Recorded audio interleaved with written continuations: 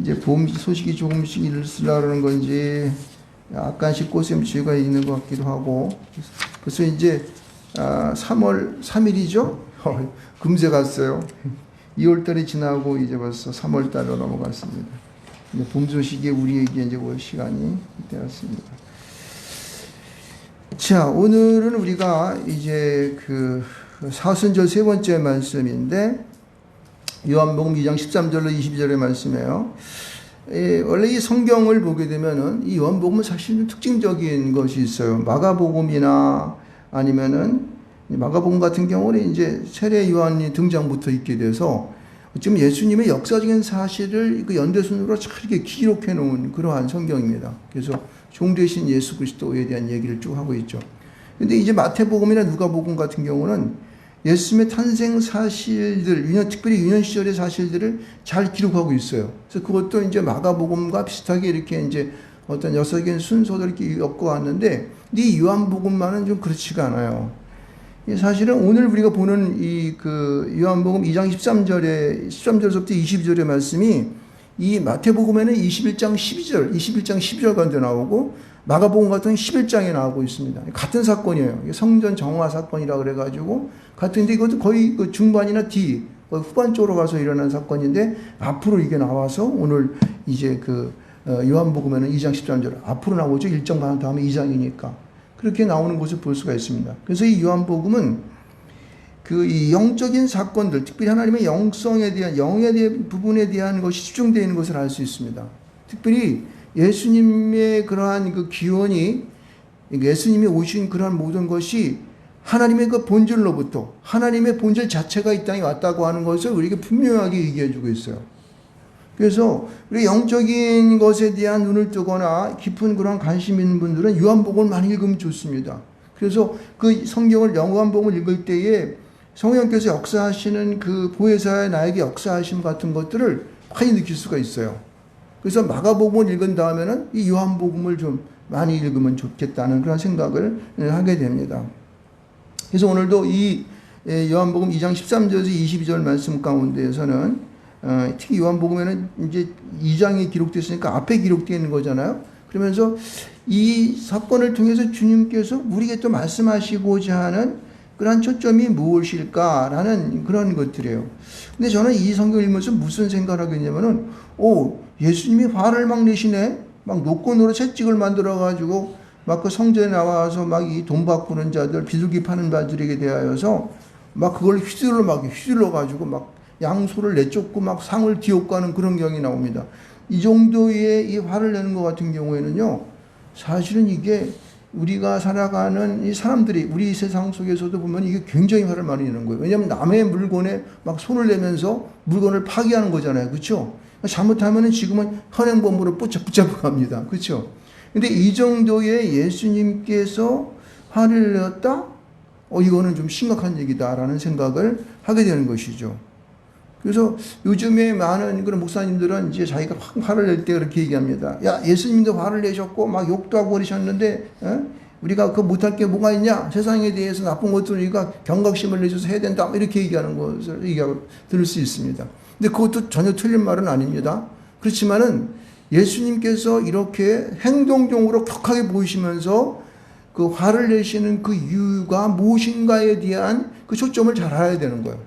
왜냐면은 우리가 이 세상에 대하여서 어떤 일이 벌어졌을 때에 그 화를 딱 내면은 일단 우리 사람들은, 우리 일반적인 사람들은 자신의 어떤 그런 베이스, 자신의 성정이 무너져 버리게 돼요. 그래서 자기의 그러한 그 화나는 그러한 이 분노 때문에 자기를 절제하지 못하게 되고 어떤 일을 그르치는, 실패하는 일들을 대부분 볼 수가 있습니다. 그래서 부분적으로나 전체적으로 실패하는 결과가 다 다르기 때문에 이 화를 내는 부분 쪽에서는 우리가 오늘 본문의 말씀을 잘 보면서 우리가 이것을 어떻게 이걸 다스려가면서 우리가 세상을 대하고 사람들을 대하면서 이 사회생활을 이루어갈 것인가에 대한 것도 우리가 잘 이해할 수 있습니다. 성경을 통해서 그런 걸 배우는 거예요. 우리가 성경에서 주시는 말씀이 분명히 예수님도 이렇게 어떠한 사건 속에서도 이렇게 화를 내셨는데, 그럼 우리는 화를 낼 때는 우리 어떻게 되지? 이런 그 미묘한 그 예수님의 그러한 이 성경 속에서 나타나는 모습들을 우리는 잘 주지해 봐야 된다고 그렇게 생각을 합니다. 그래서 사실은 이 성경 전체적으로 보게 되면 화를 내는 사건에는 오늘 요한복음 2장 13절에서 23절, 20절까지 이 성전 정화 사건을 통해서 가장 두드러지게 나타나고, 다른 성경에서는 별로 그렇게 이게 화를 내는 것에 대한 것이 없어요. 그게 무슨 얘기냐면은, 예수님도 화를 내는 것에 대해, 왜냐면 예수님이 사실 화를 낼 일이 얼마나 많았습니까? 그죠?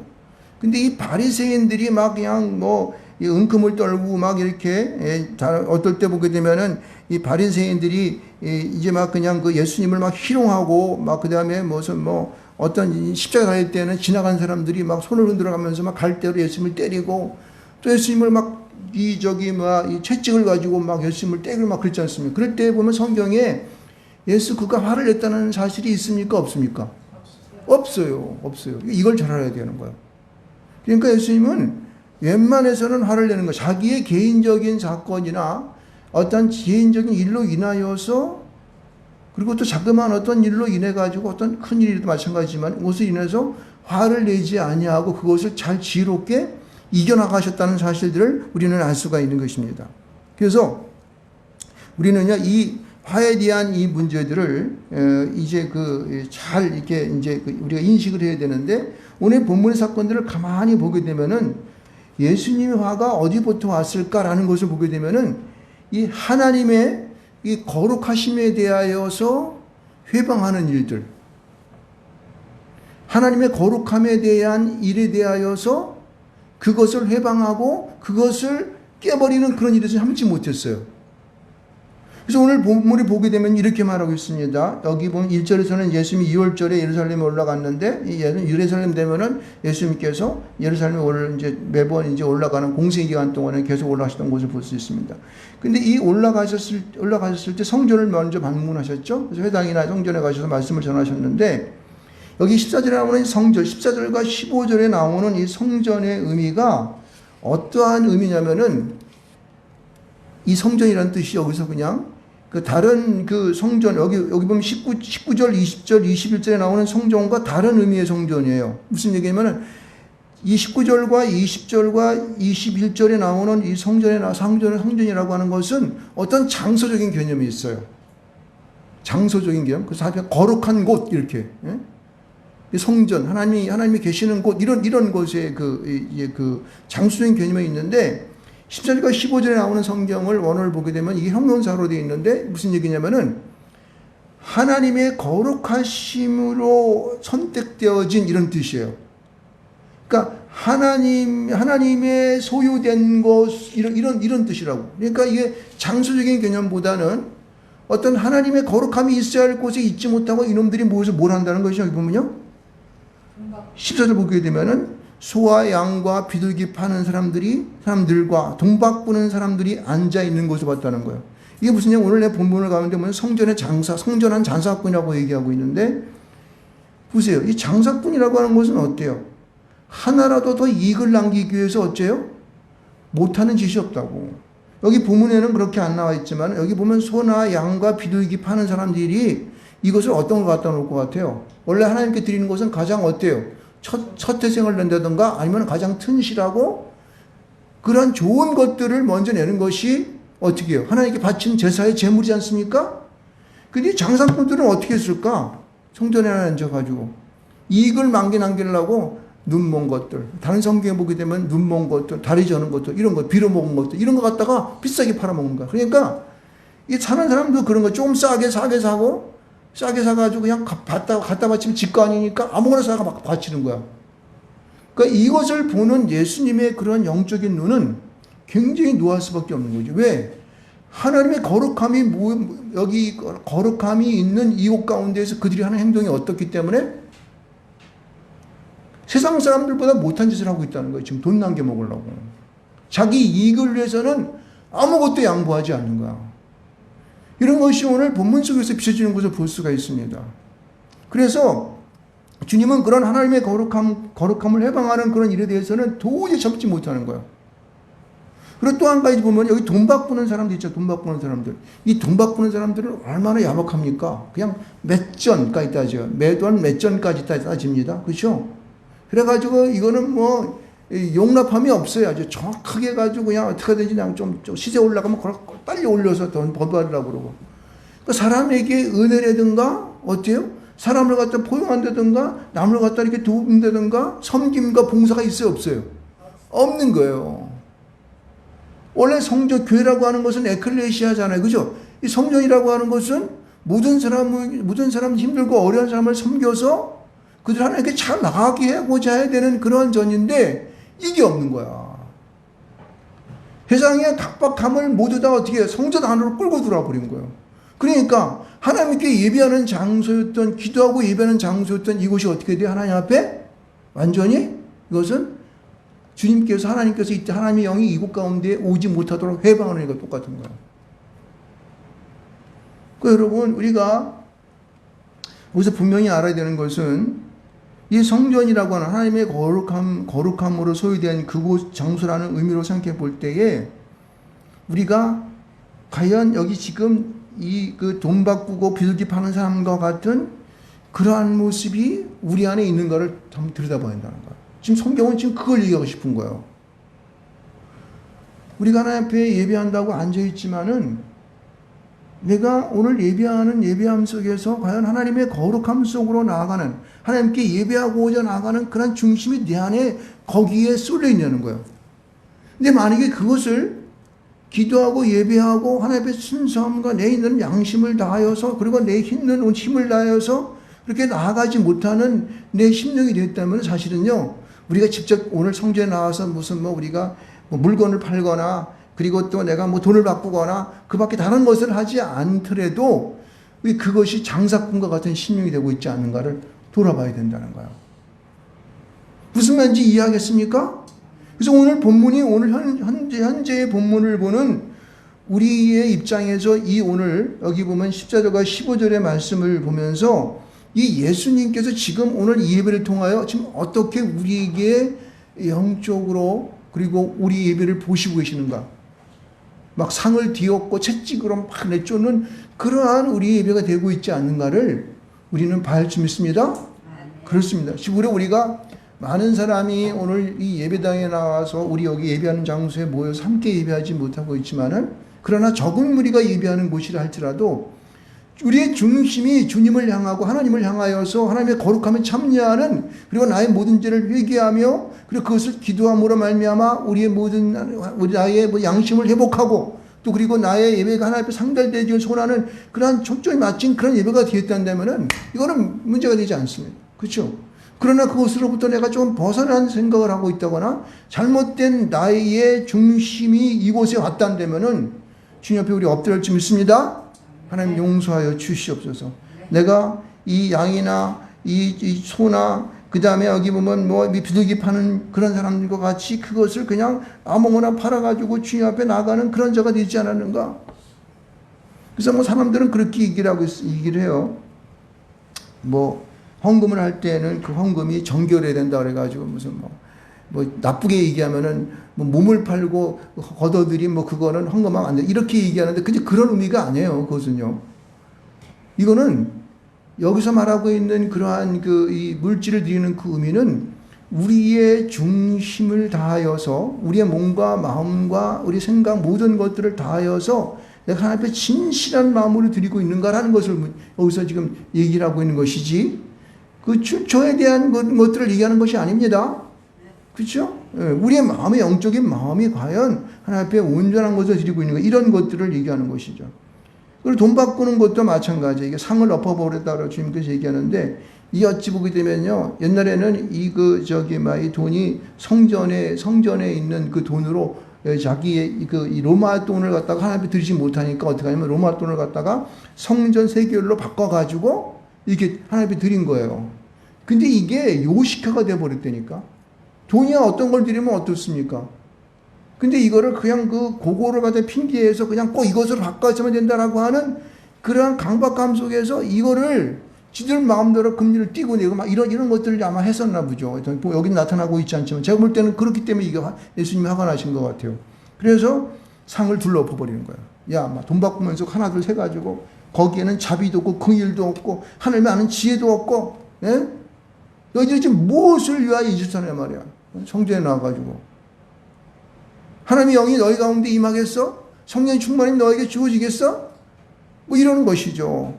그래서 주님께서는 그들에게 그렇게 말합니다. 비둘기 파는 사람들에게, 사실 비둘기는 이게 돈이 없는 사람들이 사고 사는 건데 거기서 그렇게 얘기하는 거예요. 이것을 여기서 가져가라 그렇게 얘기하지 않습니까? 16절 말씀 가운데 상으로 비둘기 파는 사람들에게 이렇게 얘기를 하고 있어요. 왜냐하면은 양이나 소 같은 거는 값이 많아요, 적어요? 많아요. 그러니까 속이는 일이 아마 여기서 비둘기 파는 곳으로 막 그래 이제 파는 자들이 싸게 살라고 그냥, 예? 싸게만 해가지고 어떻게 사나이 드리고 해서 머리 피나가지고 그렇게 하면 뭐, 예? 저기 막 하나님의 성전에 가서 한번 끝난다, 이런 생각들을 많이 하고 있었던 것 같아요. 그러니까 가져가라는 거예요. 비둘기도 그냥 보면 한쪽 발이 부러져가지고 쭈룩쭈룩 되는 거, 눈알도 빠져가지고 이렇게 금방 죽으려고 헬렐레대는 이런 것들 갖다가 쭉 그러니까 이게 지금 주님 전에는 하나님의 거룩하심, 하나님의 그러한 성령께서 임하시는 이 전을 갖다 우리가 회방하여서 하나님이 이곳에 머물지 못하도록 그렇게 회방하는 것으로 인한 하나님께서는 화가는 것을 알 수가 있습니다. 여러분, 그래서 우리 이것을 전체적으로 볼 때에 여기 보면은 여기서 보면 내 아버지 집으로 장사하는 집을 만들지 말라 그렇게 얘기했습니까? 그러니까 장사꾼의 그러한 이 마음을 가진 자라면 오늘 우리가 조금이라도 그런 마음이 내 안에 있다면 회개하는 심령이 먼저 돼야 되고, 회개할 때 우리의 마음이 주를 향하실 줄 믿습니다. 바로 그거예요. 자, 그렇게 해서 우리는 이 예수님의 마음을 알 수가 있는데, 이 말씀을 더 이 예수님의 마음을 갖다가 이 화를 내면 귀엽고 하는 그런 화를 내는 그러한 예수님의 마음을 설명하고 17절이 꼭 들어갔던 거예요. 17절 말씀. 한번 같이 읽어보겠습니다. 자, 17절 말씀 시작. 지자들이 성경 말씀에 주의 전을 사모하는 열심히 나를 삼키라 한 것을 기억하더라. 이거는 앞에 있는 예수님의 화를 내는 것이 화를 인간적으로 개인적으로 내는 것이 아니라 하나님의 거룩함과 기도하고 예비하는 이전에 대한 그 하나님에 대하여서 이 상한 마음을 갖고 그것을 바로잡기 위해 했다는 사실을 분명히 깨달아야 된다는 거예요. 그러니까 예수님이 나는 화는 우리가 이 세상을 살아가면서 내는 뭐 그냥 뭐 자기 조그맣게 불리한 얘기를 한다던가 자기에게 불쾌한 얘기를 한다고 화가 나가지고 쫓아가서 야곱방망이 들고 쫓아가는 그런 화를 내는 것이 아니라는 거예요. 온전히 이 전이 하나님 앞에 거룩한 성전으로 우리가 예배하고 드려지는 그런 전이 되게 하기 위한, 고치기 위한 하나님의 노하심이 여기 있는 것을 볼 수가 있는 것입니다. 있습니까? 그러니까 여러분, 우리가 사회생활을 하더라도 이런 생각을 해야 되는 거예요. 우리가 자녀들을 다스릴 때도 사실 자녀를 다스릴 때 걔가 아프라고 때려주겠습니까? 그렇지 않지 않습니까? 그죠? 그런데 주의할 것은 뭐냐면은 아이들을 이제 집에서 공부 안 한다거나 아니면 뭐 잘못한 일 있으면은 데려다가 막 때려준단 말이에요. 그럴 때에 이상하게 매를 두고 애를 때리면요, 처음에는 그런 마음을 가져요. 근데 많이 하다 보면 이게 지가 지풀에 화가 나가지고 애를 나중에 과도하게 그렇게 막 이 채찍을 대는 경우가 많이 있습니다. 이걸 조심해야 된다는 거예요. 그러니까 처음 내가 이 어떤 결과를 내기 위해서 예를 들어서 애를 갖다가 이렇게 초다를 치고 막 이렇게 때릴 때는 아이의 삐뚤어진 것을 어떻게 잘못된 것을 깨닫게 하고 돌이키려고 하는 것이잖아요. 그렇죠? 그런데 이것이 그 아이들의 깨달음이 아니라 그걸 넘어가가지고 아이들도 화가 나게 하고 아이들도 원망하게 하고 아이들도 그 아픔 때문에 막 대들고 막 이렇게 되게 되면 어떻게 돼요? 올바른 것입니까? 올바름이 아닙니까? 올바른 것이 아니에요. 그런 것들을 우리는 잘 지혜롭게 우리가 대처해야 된다는 거예요. 교회에서나 직장에서나 아니면 가정에서나 많은 사람을 대할 때에 우리가 나누는 모든 이런 대화 속에서 나의 이 노함이 내가 화를 내는 것이 어떤 결과를 맺어올지를 생각해야 되고, 그 다음에 내가 지금 화를 내는 화가 내가 나를 위한 그런 화가 아니라 어떤 결과를 위하여 이것이 필요한 화인지에 대한 지혜롭게 생각을 해야 된다는 사실이에요. 아멘? 그래서 여기 보게 되면은 주를 사모하는 열심히 나를 삼키이다 하는 이 말씀은 뭐냐면은 예수님은 주를 사랑함에 있어서 이를 화를 냈다라고 이렇게 설명하고 있는 거예요. 그렇죠? 그러니까 우리가 이렇게 사회생활을 하거나 나의 그러한 또 집에서 또 부모님에게 대할 때나 또 친구들을 대할 때에 이런 것을 할 때에 우리는요, 이게 바로 지혜로, 이거 기억하더라라는 말은요, 기억하다 내 마음에 새겨서 그것이 바로 실천될 수 있도록 한다는 뜻인데, 여러분, 우리가 이 세상을 안 믿는 사람보다 지혜롭게 살아간다고 하는 것은 바로 이런 것이에요. 성경 말씀을 많이 읽는 것도 이렇게 무슨 일을 하다 보면 그것이 기억나서 내가 그걸 돌이킬 수 있고, 나의 그러한 잘못된 결과가 나오지 아니하도록 올바로 행동하는 것, 이게 중요하다는 사실입니다. 그래서 제자들은 바로 이런 것을 했다는 사실이 중요해요. 그런데 보세요. 그렇게 올바른 그런 생각을 해서 그것을 올바로 그 결과를 맺는 사람하고 18절을 보게 되면 누가 등장합니까? 다수의 무리들인 유대인들이 등장하지 않습니까? 근데 유대인들은 그런 예수님이 하시는 그것을 보면서 뭐라고 말했습니까? 여기 보면은 이렇게 말해. 유대인들이 대답하여 이르되 예수께 말하기를 내가 이런 일을 행하니 무슨 표적을 우리에게 보이겠느냐, 이렇게 얘기하고 있어요. 예수님은 그들의 이 잘못된 것들, 성전에서 돈 바꾸고 그냥 빌어먹은 것들 팔고 이런 것들을 그냥 다 쫓아내서 청교를 정결케 하려고 하는 그러한 자기의 결과를 가지고 그들에게 노하고 있는데, 이들은 예수가 그렇게 막 화를 내면서 막 상을 지었고 그러니까 이번에는 저가 무슨 표적을 행하려고 그러지? 궁금한데? 이렇게 하고 앉아있어요. 이거 뭐예요? 이거는요, 깨닫지 못하는 거야. 예수님에 대하여 깊이 생각하지 못하고, 그리고 자기가 잘못한 것에 대하여서는 전혀 어떻게 해요? 언급되지 못, 자기의 마음속에 그런 변화가 전혀 일어나지 않다고 안고 있다는 사실입니다.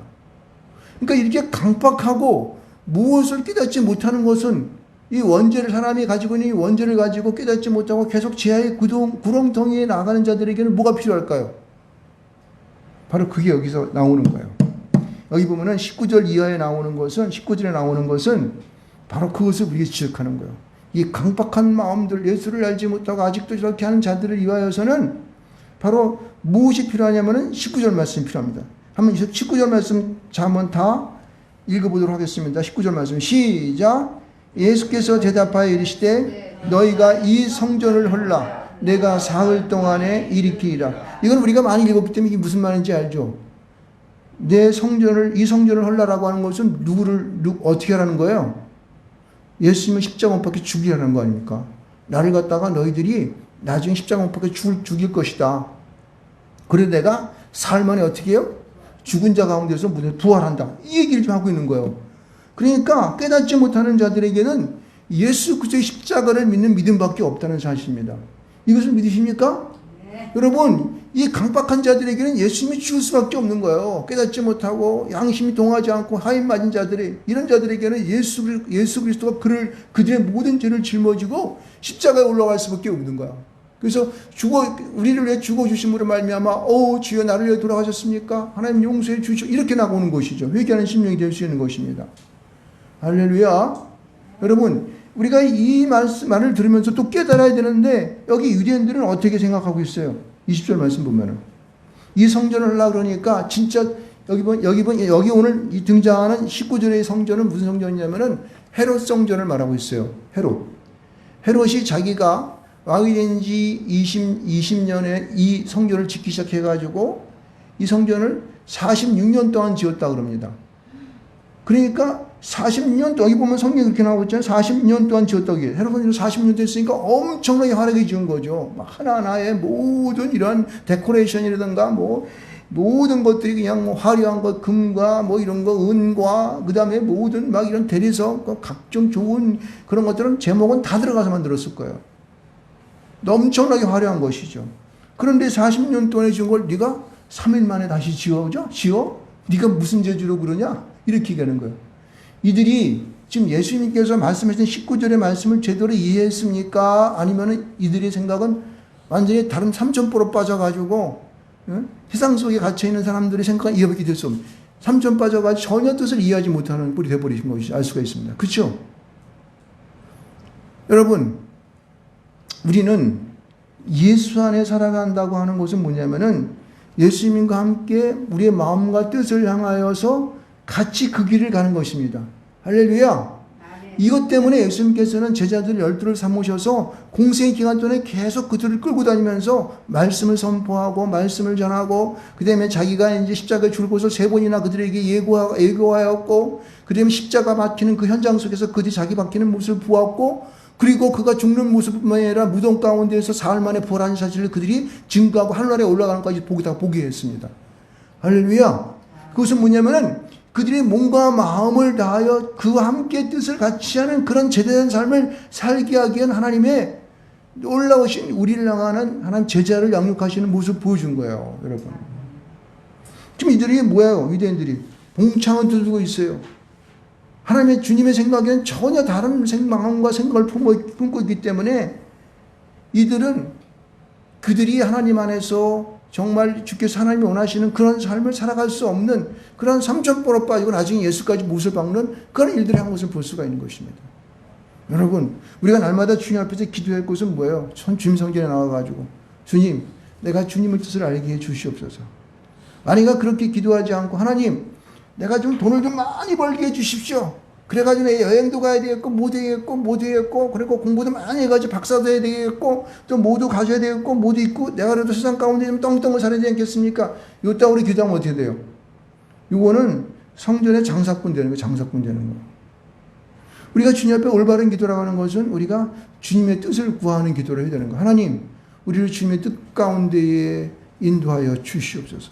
오늘은 내가 주님을 위해서 무슨 일을 하며 살아가야 될까요? 이렇게 기도해야 되는 것입니다. 할렐루야.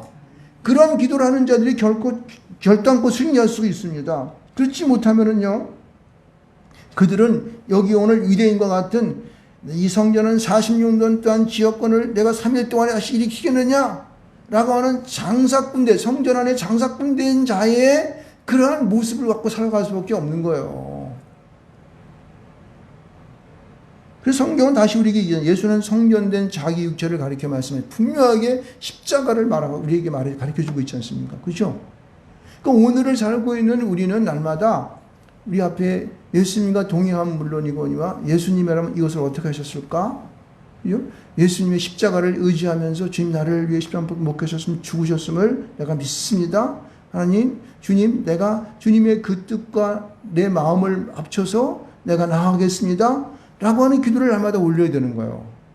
사람들은 그 마음과 생각들이 어떻게 해요? 수시로 막 변하죠. 그러니까 날마다 그렇게 기도해야 되는 거예요.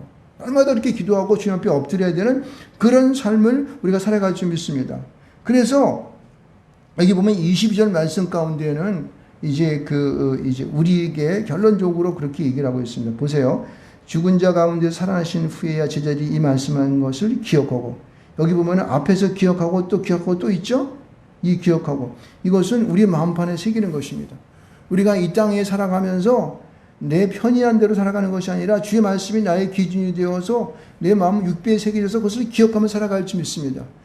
여기서 뭐냐면은 죽은 자 가운데서 살아나신 후에야 기억하고, 말씀하신 것을 기억하고 이렇게 말하지 않습니까? 그렇죠? 그 앞에 누가 기억한다 그래요? 제자들이 기억하는 거예요. 세상 사람들은 기억 못해요. 그러나 우리 믿는 우리 그리스도인들은 오늘 주님의 제자인 줄 믿습니다. 그렇죠? 이것은 예수님의 십자가를 기억하고 간단하게 여기서 간략하게 적을 수 있어요. 긴 문장을 하고 있지만은 죽은 자 가운데 살아나신 후에야 제자들이 말씀을 기억하다 이렇게 한 것이 아니라 우리가 오늘 생각하는 것은 십자가에 죽으시고 부활하심을 내가 기억하고, 할렐루야. 이렇게 되신서도 전혀 무관하지가 않죠. 여기 틀림이 없습니다. 그래서 여기 보면 성경과 예수께서 하신 말씀을 믿었더라. 이 기억함을 통하여 어떻게 우리의 믿음이 생겨나는 것입니다. 이 기억함을 통하여 우리가 이 땅 가운데에 어떻게 내가 믿음으로 살아갈, 주님을 따라 살아갈지를 갖다 우리가 방향을 결정할 수가 있고 행동을 옮길 수 있다는 사실입니다. 할렐루야. 여러분, 우리는 오늘 본문의 말씀을 보면서 두 가지의 사람들을 볼 수 있습니다. 성전 안에서 예배하고 기도하고 주님의 뜻을 구하는 사람, 또 하나는 성전 안에서 어떻게 해요? 장사꾼이 되어서 돈 바꾸고 그리고 양과 소나 비둘기 파는 자가 되어 살아가는 사람. 둘 중에 하나예요. 나는 어떤 사람으로 살아가겠습니까? 오늘 이 성전이 나에게 왜 필요한 것입니까? 멋있게 멋들어지 40년 동안 6년 동안 지은 헤롯 성전과 같은 아름다운 성전이 우리의 성전이시겠습니까? 아니요. 성전이 우리에게 분명히 말한 것은 그것은 거룩한 장소다. 하나님의 거룩함이 함께하는 곳이다라고 성경은 그 뜻을 우리에게 말해주고 있어요. 그렇다면은 오늘 우리는 날마다 주님의 뜻에 합당한 주님 뜻이 무엇인가를 분별하며 그에게 구하는 삶을 살아야 줄 믿습니다. 그렇죠? 그래서 기도하는 삶을 살아가야 되고 이 성전은 예배하는 곳이 되어야 되고 그렇죠? 그래서 이 성전을 통하여 우리가 기도하는 모든 것들이 날마다 우리에게 구름 기둥이 되고 불 기둥이 되고 그렇죠? 만나와 매출하기를 우리에게 내려주시는 놀라운 역사가 하는 전으로 변할 줄 믿습니다. 할렐루야. 그렇죠. 그렇게 할 때에 우리의 삶은 주님 앞에서 축복받는 날마다가 될 줄 믿습니다. 그렇죠. 그런 삶을 사시기를 주님의 이름으로 간절히 축원드리겠습니다.